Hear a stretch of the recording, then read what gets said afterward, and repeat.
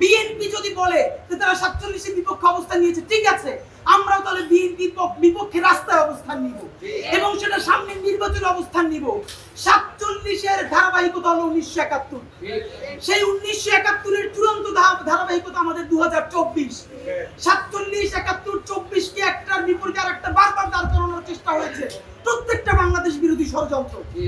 এই প্রত্যেকটা আমাদের জান গেছে, জীবন গেছে, জবান গেছে, আমরা প্রত্যেকটাকে সমানভাবে ধারণ করি বন্ধুরা। সুতরাং আপনাদেরকে দ্বিতীয়ভাবে বলি, বাঙালি জাতীয়তাবাদের যে সূচনা বিন্দু, সেইখান থেকে এই ঘোষণাপত্র শুরু হয়েছে, এটা আমাদের জন্য লজ্জার।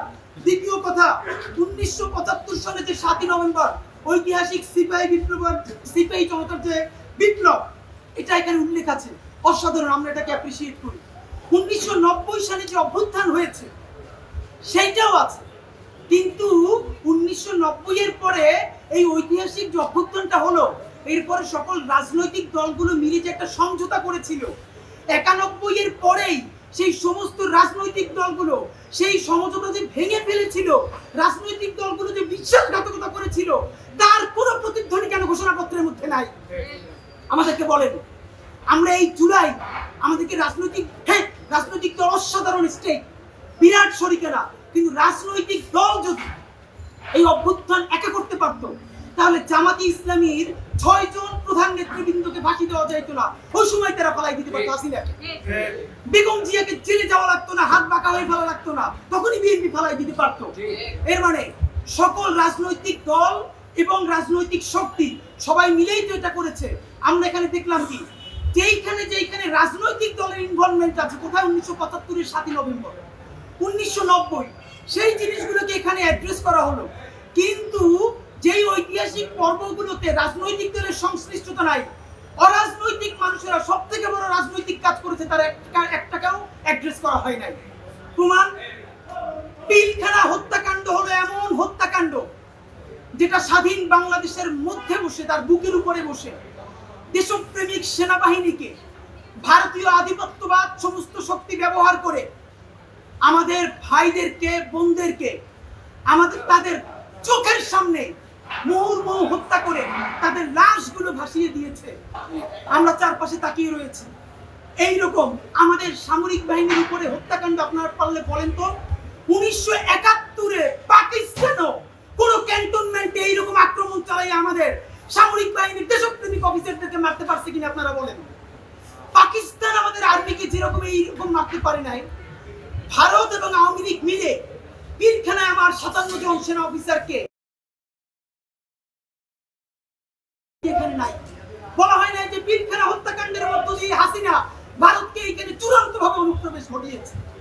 বন্ধুরা আমার, 2013 সালের শাপলা, মানে এমন ব্যাপার যে আমরা এগুলো নিয়ে এখন বাঙালি জাতীয়তাবাদ হলো এমন ন্যারেটিভ, যা আপনি যদি ন্যূনতম মুখে দাড়ি থেকে, পাঞ্জাবি থেকে মুখের আগে পরে বিসমিল্লাহ বলেন, অথবা আপনার সারা শরীরে মুসলমানিত্বের ন্যূনতম চিহ্নও থাকে, আপনি মানুষ থেকে মানুষ হয়ে উঠতে পারবেন না।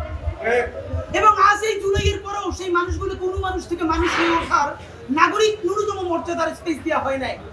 যেই শাপলা গণহত্যায় সারা ঢাকার মধ্যে রাতের আধারে প্রকাশ্য দিবালোকে গুলি চালিয়ে অগণিত মানুষকে হত্যা করা হলো, এবং যেটার মধ্য দিয়ে বছরের মধ্যে রক্ত ধুয়ে হাসিনা প্রথম শক্তি পেল যে কোনো গণহত্যা চালিয়ে বছরের আগে রক্ত ধুয়ে আবার দেশ চালানো যায়, সেই গণহত্যার কোনো স্বীকৃতি নাই। আপনি 3টে শব্দ লাগতো ভাই। আপনি যেখানে বললেন 1975-এর 7ই নভেম্বর, আপনি বললেন 90-এর অভ্যুত্থান, আপনি বলেন যে পিলখানা হত্যাকাণ্ড, শাপলা গণহত্যা, আপনি এতটুকু ঠিক কোন রাজনীতির কারণে বাদ দিলেন? পিলখানা হত্যাকাণ্ডের কথা বললে ক্যান্টনমেন্ট খেপে যায়, আমি বুঝি। এই আন্দোলনকে ক্যান্টনমেন্ট করে দিছে। এই ঘোষণাপত্রের মধ্যে বলা হয়েছে সামরিক বাহিনী জনতার পক্ষে অংশ নিয়েছে, আপনারা আবারও তাদেরকে পক্ষে রাখার কথা বললেন। বরং বলা দরকার ছিল 5ই আগস্ট যখন ছাত্র জনতা বঙ্গপালের মতো গণভবনের দিকে জীবনের ঝুঁকি নিয়ে সবাই ছুটে এসেছিল, সামরিক বাহিনী দেশের শৃঙ্খলার স্বার্থে তাদের সামনে থেকে প্রতিবন্ধকতা সরিয়ে নিতে বাধ্য হয়। সামরিক বাহিনী নিজের অক্ষুণ্ণতা বজায় রাখার জন্য দেশপ্রেমিক জনতার সাথে মিলে যেতে বাধ্য হয়েছিল। নইলে এত এখন তার আগে নিয়ে এত যান কিভাবে যায়? অথচ আপনি থেকে স্টেক বানিয়ে দিলেন। তাহলে পিলখানার কথা বললে আর্মি খেপে যাবে। আপনি কি এই জন্য পিলখানার কথা বললেন না? শাপলার কথা বললে কেউ কেউ কোনো বুদ্ধিজীবী এখন এই অভ্যুত্থানকে রাইট উইং অভ্যুত্থান বলে। কি রে ভাই, এই উপদেষ্টাদের মধ্যে একমাত্র ধর্ম উপদেষ্টা ছাড়া আর কে রাইট উইং এর? এখানে জাসদের আছে, কে নাই আমাকে বলেন। তাহলে কি রেজওয়ানা হাসান আপা, শারমিনা মুর্শিদ ওনাদেরকে এখন বোরকা পরাইয়ে দিয়ে রাইট উইং বানাই ফেলতে হবে? তাহলে তো উচিত থেকে বোরকা সাপ্লাই দেওয়া, এইটারও রাইট উইং বানাইতে পারতেছে। অথচ এরকম ইনক্লুসিভ গভর্নমেন্ট কবে হয়েছিল? তা আপনাদেরকে বলতে চাই যে এই শাপলার এই যে যাত্রাবাড়ি থেকে শুরু করে আলেমরা সারা দেশে, আপনারা মিডিয়ার ভাইয়ের একটা ভিডিও কালকে দেখেছেন, আমরা কি এর আগে কেউ দেখি নাই। এই এতদিন পর ভিডিওটা সামনে এসেছে, যাত্রাবাড়িতে একটা ছোট স্কুলের মেয়ে পুলিশের তুমুল গোলাগুলির মধ্যে কিভাবে বুক চিতিয়ে দাঁড়িয়ে আছে। ভাই আপনি ভাবেন, এই বাচ্চাটা আপনার মেয়ে, আপনার বোন, আপনার ভাতিজি, আপনার ভাগ্নি। আমরা এখনো ডিটেক্ট করতে পারি না এই বাচ্চাটা বেঁচে আছে কিনা। পরে আমরা নিউজে দেখলাম এরকমই একটা বাচ্চার মতো দেহ পুলিশের গাড়ির মধ্যে নিথর হয়ে পড়ে আছে। এই বাচ্চাটা কিনা জানি না। যেই যাত্রাবাড়ি স্টালিনগ্রাদ হয়ে উঠলো আলেমদের কাছে, সেই শাপলাকে আপনি বাদ দিয়ে আপনি কোন ফ্যাসিবাদ আবার আনতে চান? আপনাদের এত হীনমন্যতা কিসের? শাপলাই হীনমন্যতা, পিলখানায় হীনমন্যতা। তাহলে তাদের রক্তের বিনিময়ে যে সরকারে আছেন সেখানে থাকতে আপনাদের লজ্জা হয় না?